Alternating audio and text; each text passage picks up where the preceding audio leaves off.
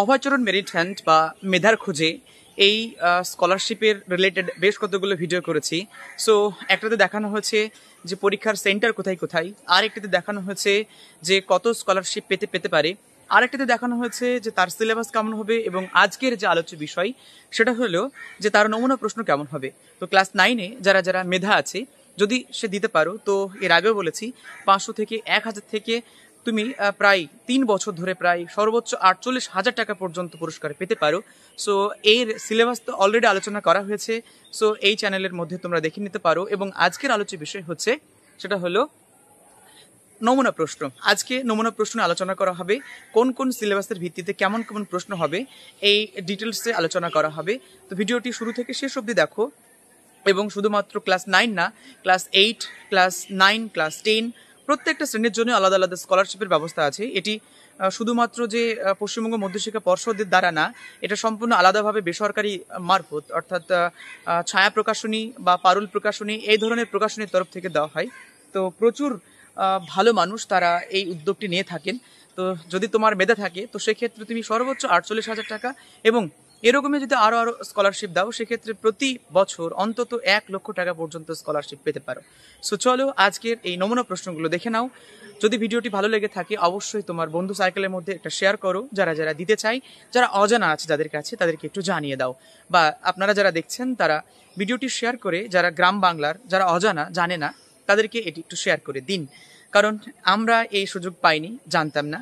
আর এই সুযোগ যেহেতু এসেছে সেহেতু সবার মাঝে ছড়িয়ে দেওয়া আমার দায়িত্ব। তো সেহেতু আমি এই স্কলারশিপের ব্যাপারটা করছি যাতে করে মেধাবী ছাত্ররা এবং নিডি পিপলরা বা নিডি পরিবার কিছুটা সাহায্য পেতে পারে। সো অভয়চরণ মেরিট হ্যান্ড ব্যাপারে ডিটেলস তথ্য অলরেডি পার্টে 4টে ভিডিও করা হয়েছে। সো এই ভিডিওটি থাকছে নমুনা প্রশ্ন। তো চলুন শুরু করা যাক আজকের ভিডিওটি। অভয়চরণ মেরিট হ্যান্ড যে পরীক্ষাটি হবে 48,000 টাকা, সর্বোচ্চ 48,000 টাকা 3 বছর ধরে যে স্কলারশিপ পাওয়ার ব্যাপারটা আমি বলেছি। সো তার মডেল প্রশ্ন কেমন হবে অলরেডি এখানে সিলেবাস নিয়ে, অলরেডি এখানে এক্সাম সেন্টার নিয়ে, অলরেডি এখানে সব কিছু নিয়ে আলোচনা করা হয়েছে এবং এখানে গুরুত্বপূর্ণ কিছু নাম্বার আছে। যদি কারো অসুবিধা হয় তাহলে সেই নাম্বারে তারা কিন্তু ফোন করতে পারে। সো অভয়চরণ মেরিট হ্যান্ডের সিলেবাস কেমন হবে সেই সিলেবাস নিয়ে আজকের এই আলোচনা। বলে রাখি এটা শুধুমাত্র ক্লাস 9-এর জন্য, বয়েজ এবং গার্লস। একদম প্রথমে রয়েছে বাংলা, রয়েছে মৃত্যুঞ্জয় শব্দটি সন্ধিবিচ্ছেদ করলে কি হবে, দুনিয়া শব্দটি কোন ভাষা থেকে এসেছে, কি কারণে বাংলা ভাষায় এক প্রকারের নতুন ধরনের মিশ্র শব্দের ব্যবহার দেখা যায়। আরও থাকছে হিন্দি, যেহেতু হিন্দি নেই সো হিন্দিকে অ্যাভয়েড করতে হবে। থাকছে অ্যানসেন্ট প্যাসেজ, অ্যানসেন্ট প্যাসেজটি ভালো করে পড়তে হবে। Road traffic ক্রাশেস, read the following passage and answer the carefully. এইখানে যে প্যাসেজটা রয়েছে ভালো করে পড়তে হবে। পড়ার পর নির্দিষ্ট যে প্রশ্নগুলো থাকবে সেগুলোর অ্যান্সার করতে হবে। যেমন identify the word in para 2 which means to be at রিক্স। এই রিক্স শব্দটির মানে এখানে কিন্তু খুঁজে বার করতে হবে। তেমনিভাবে the highest rate of road accidents fatalities in 0 to 25 years age range in it. এইরকম করে 4টে করে অপশন থাকবে এবং সেই অপশনগুলো করতে হবে। বলে রাখি এখানে যে প্রশ্নটা থাকবে এই প্রশ্নগুলোর অ্যান্সার করতে হবে কিন্তু ওএমআর শিটে। এরকম ওএমআর শিট থাকবে এবং গোল গোল গোল গোল করে এরকম 4টে করে অপশন থাকবে এবং যে অপশনটি সঠিক সেই অপশনটিকে গোল দিতে হবে। যদি অপশন ব্যতি রেখে অন্যটা এভাবে দেয়, কেটে দেয়, টিক দেয়, অর্ধেকটা করে বা বেরিয়ে যায়, সেক্ষেত্রে কিন্তু তার নাম্বারটা কাটা যাবে। সো চাকরি পরীক্ষাগুলো এমনই হয়। তো এখন থেকে যদি প্রিপারেশন নেওয়া থাকে তাহলে সেক্ষেত্রে কিন্তু ফার্দার কোনো অসুবিধা হবে না তার। থাকছে মডেল কোয়েশ্চেন অ্যান্সার, আরও থাকছে by the next month we shall dash the project. এখানে কী হবে লিখতে হবে। এরপর which of the following pairs has some dimensions, কোনটার সেম ডাইমেনশন রয়েছে। নিচের কোন দুটি ভৌত রাশির যুগ্মের মাত্রা একই। দেখুন এখানে সব প্রশ্ন কিন্তু মিলিয়ে রয়েছে, বাংলা ইংরেজি সব কিছুই। এ passenger in a moving train tosses a coin which falls behind him.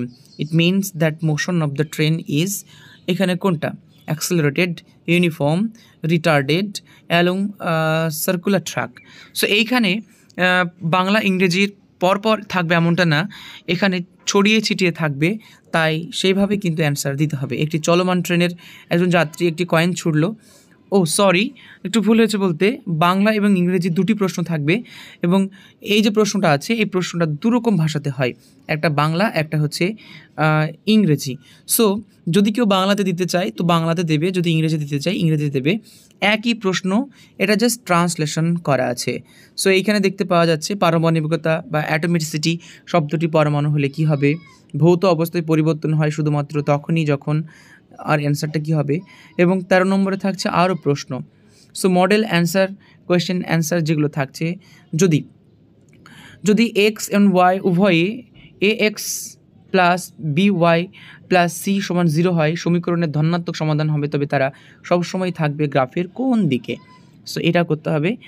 আর তারপর 14 নম্বর, একটি সমবাহু ত্রিভুজের পরিসীমা 60 মিটার হলে তার ক্ষেত্রফল কত হবে।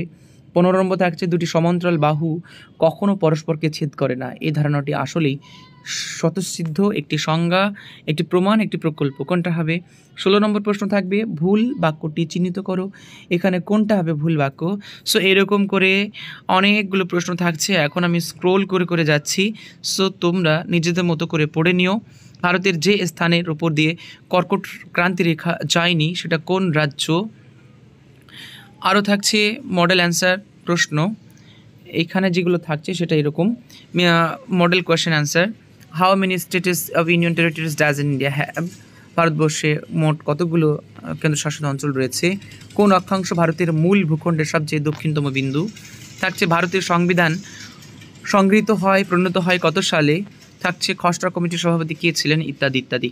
সো এই ছিল মোটামুটি প্রশ্নের ধাঁচ, সো প্রশ্নের অ্যান্সার কীভাবে দিতে হবে, how to answer the question. ভালো করে দেখুন, এইখানে মোট 22টি প্রশ্ন তুলে দিয়েছে, এরকম করে উল্টোপাল্টা করে ছকে ছকে মোট প্রশ্ন থাকবে 120টি এবং এই 120টি প্রশ্নের মান কিন্তু দিতে হবে অ্যান্সার। সো কী করে অ্যান্সার দিতে হবে, একদম প্রথমে দেখতে পাচ্ছ 9 নম্বর প্রশ্ন। দেখো 9 নম্বর প্রশ্নে এ বি সি ডি মোট 4টে গোল আছে। এই 4টে গোলের ভিতরে যেটি অ্যান্সারটি সঠিক হবে সেই সঠিক অ্যান্সারটি কিন্তু এইভাবে গোল দিয়ে ঘিরে দিতে হবে। অবশ্যই এখানে ব্লু অথবা ব্ল্যাক এই দুটি কালির ভিতরেই কিন্তু গ্রাহ্য হবে, অন্যথায় অন্য কালি দিলে কিন্তু মেশিনে নেবে না, ফলে তোমার কাটা যাবে। সো তোমরা যদি এরকম করে টিক চিহ্ন দাও বা যেটা ভুল হয়েছে সেগুলো এভাবে কেটে দাও, বা যদি অর্ধেকটা করো, বা গোল যদি বেরিয়ে যায়, বা যদি আরও অনেক রকম সমস্যা তৈরি করো, বা একটা গোল হয়েছে মনে হলো আরেকটা হবে, যদি আরেকটা গোল দিয়ে দাও তাহলে কিন্তু সবগুলোই কাটা যাবে। শুধুমাত্র যেটা ঠিক, অনলি যেটা ঠিক সেইটাকেই তোমাকে সুন্দর করে ভেতরটাকে গোল করতে হবে, নচেত তোমার অ্যান্সারটি কাটা যাবে।